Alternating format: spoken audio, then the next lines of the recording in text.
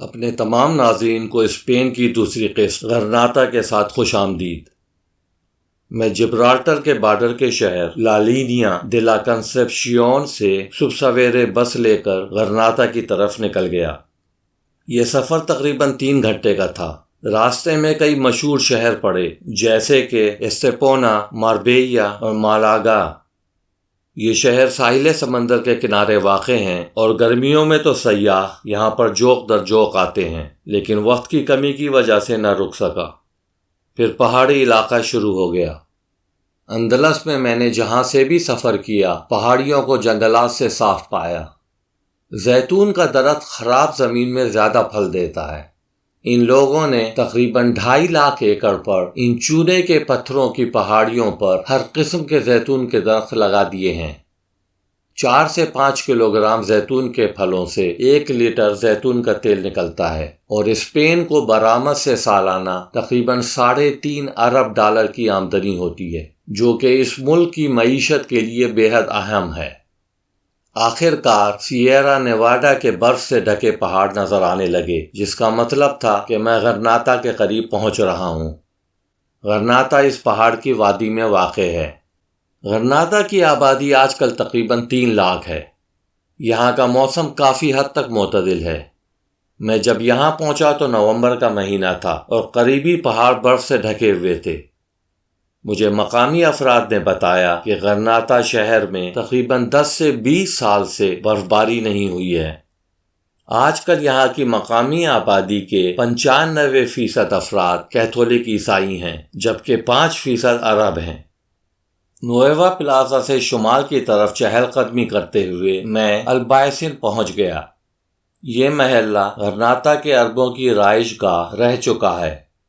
جب عیسائیوں نے موروں کو شکست دی اور نہ صرف غرناطہ بلکہ پورے اسپین پر قبضہ کر لیا تو تمام مساجد کو گرجا گھروں میں تبدیل کر دیا گیا۔ اس کے علاوہ تمام عربوں کو اسپین سے باہر نکال دیا، لیکن آج تک یہ گھر عربوں کے قدیمی طرز تعمیر کی نشاندہی کرتے ہیں۔ یہاں کی بے ترتیب گلیوں میں کھو گیا اور ان گھروں کو دیکھ کر بے حد لطف اندوز ہوا۔ اگر آپ غور کریں تو یہاں کے گھروں کی بیرونی دیواروں پر موروں کے ہاتھ سے رنگ کردہ ٹائل دیکھ سکتے ہیں اور یہ بے حد دلکش لگتے ہیں۔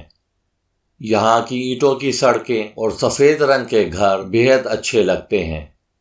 سیاح اس علاقے میں خاص طور پر آتے ہیں اور ہر طرف پھیلے ہوئے نظر آتے ہیں۔ یہاں کے اکثر گھروں میں آج تک گرینیڈینوس رہا کرتے ہیں۔ کسی بھی مقامی باشندے کے لیے اسپینش زبان میں آئینوس لگا دیا جاتا ہے۔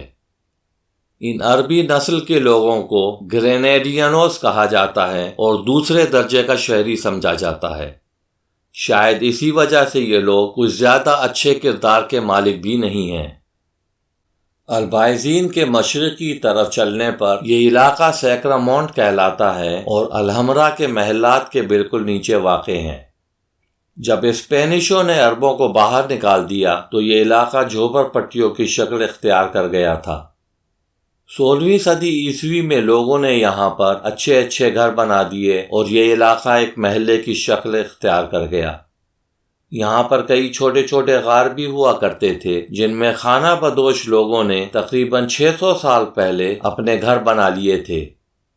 اگر آپ کو اسپین کے فلامنگو ڈانس میں دلچسپی ہو تو یہاں پر کافی شوز بھی ہوتے ہیں اور یہ فلامنگو شوز سیاحوں میں کافی مقبول ہیں، لیکن اگر آپ اچھا شو دیکھنا چاہتے ہیں تو یہاں کا رخ مت کریں۔ اگر آپ یہاں گھوم پھر رہے ہوں تو یہاں کی آئس کریم ضرور کھائیں، خاص طور پر سرخ انار کی آئس کریم بے حد مقبول ہے۔ یہ کافی کھٹی ہوتی ہے لیکن پھر بھی بے حد منفرد اور اچھی لگتی ہے۔ نویوا پلازا کے قریب یہ کورال دیل کاربون ہے۔ بنو نصر خاندان غرناطہ کا آخری مسلمان حکمران تھا۔ اس کے زمانے میں یہ جگہ تاجروں کی رہائش گاہ اور گودام کے طور پر استعمال کی جاتی تھی۔ یہ عمارت 13ویں صدی عیسوی کی بنی ہوئی ہے اور یہاں کا داخلی دروازہ بھی اسی دور کا ہے اور بے حد خوبصورت لگتا ہے۔ یہاں کے صحن میں بھی اکثر فلامنگو کے شوز ہوا کرتے ہیں۔ یہ رائل چیپل یعنی ہسپانیوں کی شاہی عبادت گاہ اور گرجا گھر ہے۔ 15ویں صدی عیسوی کے آخر میں اسپانیوں نے پورے اسپین سے عربوں کو باہر نکال دیا تھا۔ اس جد و جہد کے بانی ایزابیلا اول اور فرنیداد دوئم تھے۔ ان دونوں کے مقبرے بھی اسی گرجا گھر میں واقع ہیں۔ یہاں پر یہ بتانا ضروری ہے کہ انہی دونوں حکمرانوں سے ملنے کرسٹوفر کولمبس غرناطہ آیا تھا اور امداد کی اپیل کی تھی تاکہ وہ امریکہ فتح کر سکے۔ انہی دونوں نے اسے رقوم فراہم کی تاکہ وہ بحری جہاز بنا سکے۔ اس کے بعد کیا ہوا آپ کو پتہ ہی ہوگا۔ ان دونوں کے علاوہ ان کے جانشین ہوانا اور فلپس اول بھی اسی گرجا گھر میں دفن ہیں۔ یہ حلقۂ سیریا ہے۔ اسلامی دور میں یہاں ایک بے حد بڑا بازار ہوا کرتا تھا جہاں پر دکاندار ریشم کے کپڑوں سے لے کر ہر قسم کے مسالے بیچا کرتے تھے۔ آج کل اس دور کا یہاں پر کچھ بھی نہیں بچا ہے، صرف سیاحوں کی دلچسپی کے تحفے تحائف وغیرہ بکتے ہیں۔ اگر آپ کو تحائف خریدنے ہوں تو یہاں سے مناسب قیمت پر خرید سکتے ہیں۔ پورے اسپین کی طرح یہاں بھی کھٹے کے درخت جا بجا لگے ہوئے ہیں۔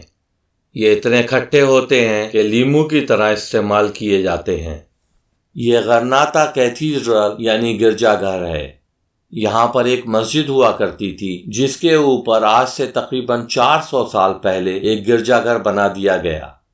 یہ اسپین کا دوسرا سب سے بڑا گرجا گھر ہے۔ یہاں کے رنگین شیشوں کی کھڑکیاں، مجسمے اور پینٹنگز دیکھنے کے قابل ہیں۔ غرناطہ کی مشہور ڈش تاپاس ہے۔ یہ ہسپانیوں کی روزمرہ کی خوراک بھی ہے اور اسی شہر سے اس کی ابتدا بھی ہوئی تھی۔ اگلی قسط میں انشاءاللہ آپ کو الحمرا کے محلات دکھاؤں گا۔ یہ محلات اتنے وسیع ہیں کہ ان کو دیکھنے کے لیے میرے 2 دن خرچ ہوئے۔ اتنے خوبصورت محلات میں نے زندگی میں پہلی بار دیکھے۔ میری یہ قسط دیکھنا نہ بھولیے گا۔ جب تک کے لیے خدا حافظ۔